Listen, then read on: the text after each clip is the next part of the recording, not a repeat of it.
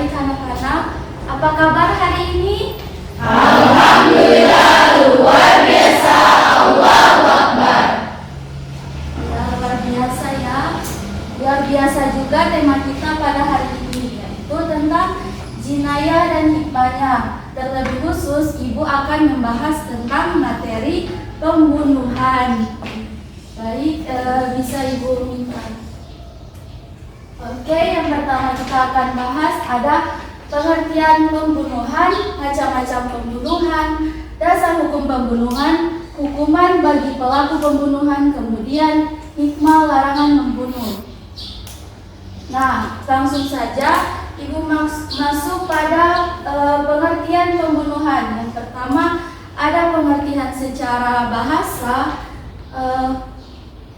Pengertian secara bahasa adalah menghilangkan nyawa seseorang, sedangkan menurut istilah pembunuhan adalah melenyapkan nyawa seseorang baik disengaja ataupun tidak, menggunakan alat yang mematikan ataupun tidak.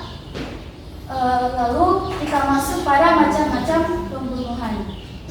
Nah, macam-macam pembunuhan di sini ada 3 ya. Pembunuhan sengaja, seperti disengaja, lalu pembunuhan bersalah. Oke? Pembunuhan sengaja yang pertama itu memang sudah ada niat dari si pelaku pembunuhan. Lalu ia menggunakan alat yang mematikan. Ini sudah diatur ya strateginya. Lalu ada pembunuhan seperti sengaja. Pembunuhan seperti sengaja yang pertama, ia tidak berniat untuk membunuh, tetapi ia juga menggunakan alat yang tidak mematikan. Tetapi karena alat tersebut seseorang meninggal dunia. Seperti contoh, misalnya ada siswa yang namanya Rani. Rani ini ingin membangunkan si Adi yang ketiduran di dalam kelas karena sudah ada guru yang mau masuk. Kemudian dengan cara melemparkan pulpen. Pada saat dia melemparkan pulpen tersebut, si Adi meninggal dunia. Sampai sini paham anak-anak? Lanjut saja, ada pembunuhan bersalah. Pembunuhan bersalah ini adalah pembunuhan yang tidak bermaksud untuk melakukan kejahatan, tetapi bisa menghilangkan nyawa seseorang. Oke? Contohnya begini, ia berburu hewan di hutan. Lalu pada saat ia ingin memanah, tiba-tiba ada orang yang lari di depannya, kemudian mengenai orang tersebut. Seperti itu anak-anak. Mengerti sampai sini? Mengerti. Dasar hukum larangan membunuh terdapat dalam Quran surat Al-Isra ayat 33. Siapa yang mau membacakan? Baik, Adik Rahmi silahkan. A'udzu billahi minasyaitonir rajim. Wa la taqtulun nafsal lati harrama Allahu illa bil haqq. Wa man qutila mazluman faqad ja'alna li waliyyi sultanan fala yusrif fil qatl. Innahu kana mansura. Dan janganlah kamu membunuh orang yang diharamkan Allah membunuhnya kecuali dengan suatu alasan yang benar. Dan barang siapa dibunuh secara zalim, maka sungguh kami telah memberi kekuasaan kepada walinya, tetapi janganlah walinya itu melampaui batas dalam pembunuhan. Sesungguhnya dia adalah orang yang mendapat pertolongan. Quran surah Al-Isra ayat 33. Masya Allah. Terima kasih Adik Rahmi. Silahkan diambil hadiahnya karena telah membaca Quran surah Al-Isra ayat 33.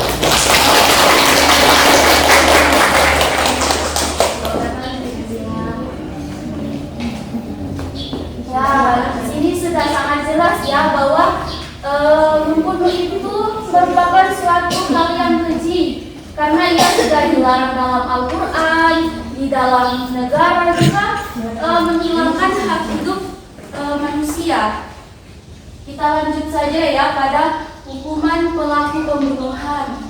Yang pertama, hukuman bagi pelaku pembunuhan yang disengaja. Apabila keluarga tidak memaafkan, maka ia harus dikisos. Ada yang tahu apa itu kisos? Tidak. Kisos itu adalah hukuman yang setimpal atau setimpal. Karena ia telah membunuh seseorang, maka hukumannya itu adalah dihukum mati. Tetapi di sini keluarga tidak boleh main hakim sendiri karena ada hakim yang mengeksekusi perbuatannya tersebut. Jadi begitu ya anak-anak. Iya. Ya, baik. Kemudian apabila keluarga memaafkan, maka ia harus membayar diat juga atau ganti rugi yang berat karena telah menghilangkan nyawa seseorang. Ini juga harus dibayar secara tunai, tidak boleh dicicil ya anak-anak. Dan yang terakhir, dia harus menunaikan kafaroh pembunuhan. Kalian tahu kafaroh pembunuhan? Ya, kafaroh ini sendiri adalah bentuk pertobatan kepada Allah karena telah melanggar perintahnya. Kafaroh pembunuhan ini ada dua. Yang pertama, jika ia mampu memerdekakan budak muslim, maka harus ditunaikan. Dan jika ia tidak mampu, ada opsi yang kedua, yaitu puasa 2 bulan berturut-turut. Gitu ya. Lalu yang kedua ada hukuman bagi pelaku seperti disengaja. Ia ini tidak dikisos, tetapi harus membayar yang balado atau denda yang berat. Lalu ada ia bisa mencicilnya selama 3 tahun, yang setiap tahunnya itu dibayar 1/3. Kemudian ia harus menunaikan kafaroh pembunuhan. Kafaroh pembunuhannya apa? Sama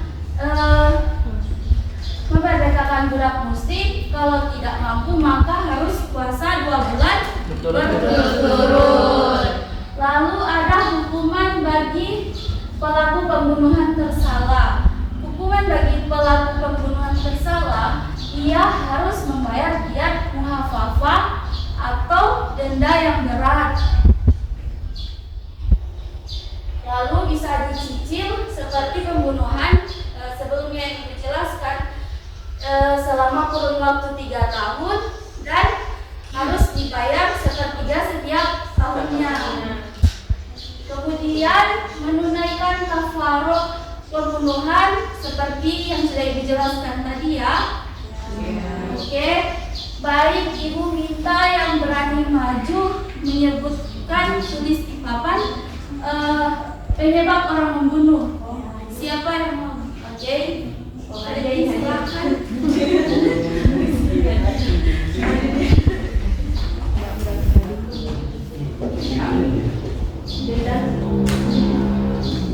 Tulis di papan ya, penyebab orang membunuh.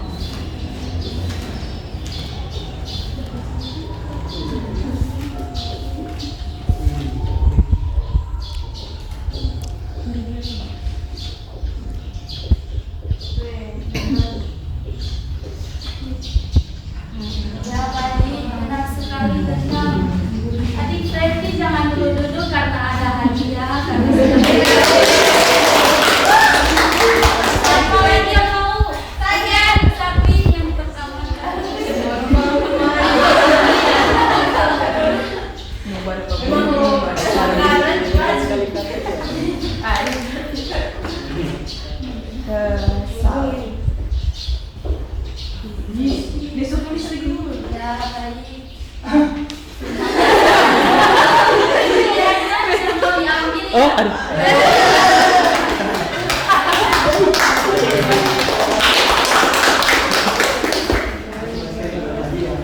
Kemudian yang terakhir, Ibu mau kalian menyebutkan 3 jenis pembunuhan itu di depan satu orang. Siapa? Saya. Oke, silahkan. Operator minta tadi operator.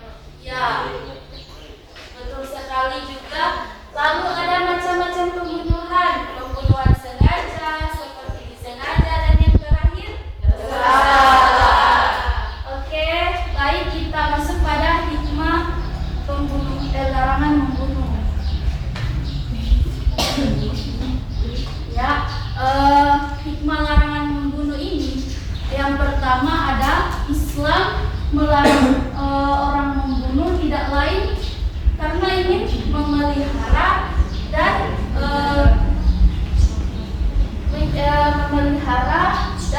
menghormati keselamatan jiwa setiap manusia. Dan yang kedua, penerapan hukuman berat bagi pelaku pembunuhan agar supaya manusia itu tidak semena-mena melakukan pembunuhan. Ya, bisa saja karena dendam sedikit dia membunuh, kesal sedikit membunuh, bahkan karena ditolak cintanya juga membunuh.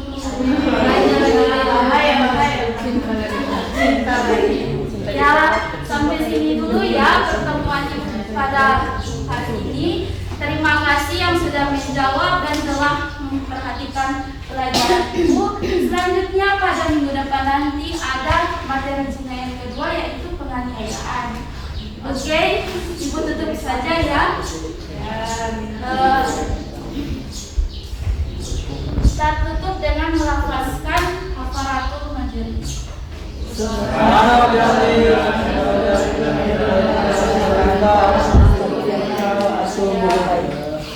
Ibu pamit ya. Assalamualaikum warahmatullahi wabarakatuh. Waalaikumsalam warahmatullahi wabarakatuh.